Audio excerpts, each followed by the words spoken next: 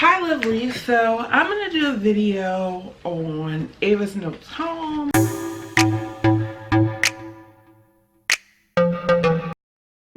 which really document her successes. I got a bunch from recent, and I'm going to read the notes that the therapist put on the bottom, not like the mumbo jumbo through the day, and why it's important. So let's start with, this is one note, and it said, Ava did so great today cleaning up today. She put the doll in the crib, and the book on the bookshelf, and the dishes in the sink. Now why this is important is because Ava doesn't functionally play with toys or functionally do the things that a regular child or neurotypical child would imitate. So the fact that they wrote this home was like very important and very exciting. So I'm going to keep going. So this is her OT note, which is her feeding note. Ava ate 4 Ritz crackers, 4 veggie straws with a small amount of peanut butter on them, a half of a strawberry banana yogurt squeeze pouch, and 2 snap peas crisps. Now Ava's diet is so limited. I mean, like ridiculously limited what this child will eat. So this is very important. I love the little food therapy. They do it once a week and try to get her to eat different things. Sometimes it switches tables and she likes the things they have her eat and then stop eating other things that she was eating. So this is a hit or miss. We're going to keep on trying to work on her food issues and see how that goes. So the next one, she loves stringing beads together, and this is a string where they put beads on one at a time, and this helps work on her fine motor skills, which is lacking. She definitely has a motor planning issue and low muscle tone, and she's not good with her hands being coordinated. So working on this is very helpful. Ava ate 3 whole snap pea crisps with Stephanie today. So that's another like little note for her food and what she's doing. She has been loving books. Independently asked for a book and went to the bookshelf and pulled out her favorite book, Curious George. So once we find one of Ava's motivations, we use that to motivate her to do other things.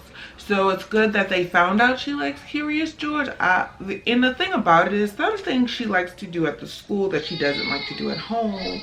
Some things she likes to do at home that she doesn't like to do at the school. So it is really hit or miss sometimes. I think that's a lot of how Ava does is the motivation. What are Ava's motivations?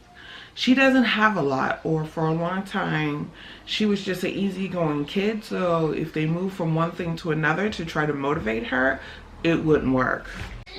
Alright, this is a big one. Ava was lovingly playing with the balloon today. When she tried to request the balloon, she didn't have the word in her device, so she independently found the emoji page on her device and hit the balloon emoji key.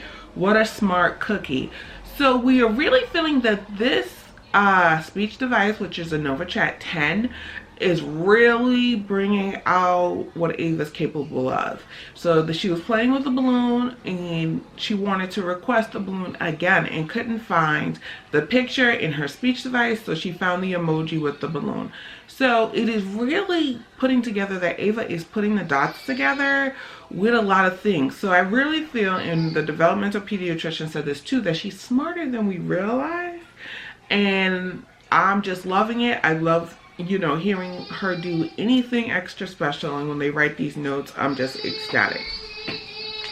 All right, another one. Ava did so well functionally playing with pretend food with a peer today. Independently copied me putting topping on my pizza, putting food on a spoon and into a pot, etc. Now here's the thing. Ava would never imitate. So now she's finally getting these imitation skills, which is what we need to get her to get over these delays that she has on how to self-care. And so many things go into copying another person to learn how to do things. So when you have a child that does not imitate, does not copy you, does not engage with you, it's hard to teach that child. So that was one of the great things today. OT today, puzzles, coloring. She independently grabbed my pen and started coloring with it at lunch. This is important because Ava has motor issues and fine motor issues.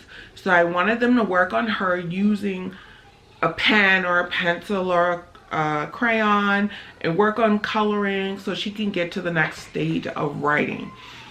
And you know, they said she really wasn't interested in it, but I didn't care. I don't care if she's interested in it. I want this to be one of her goals that she works on. I really feel that I made the right choice putting her in an ABA center, but I also feel like you have to be navigating what they work on also, and what you want to see and what you want progress to be, and what issues or whatever you have that you need them to work on, like safety issues, or I want her to learn her ABCs. You know, we're not at that stage yet, but things like that.